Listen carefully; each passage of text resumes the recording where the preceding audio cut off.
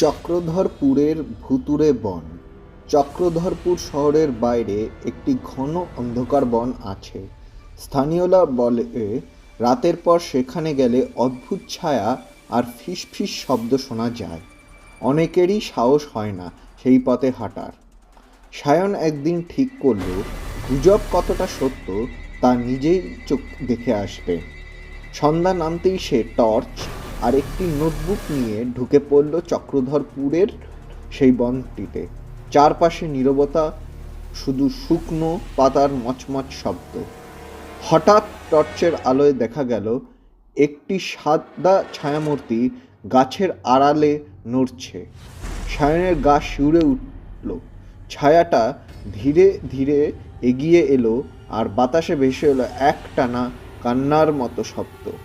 সায়ন দৌড়ে পালাতে গেল, কিন্তু কোথাও থেকে যেন কোমল স্বরে কেউ বলল, থামো, ভয় পেও না।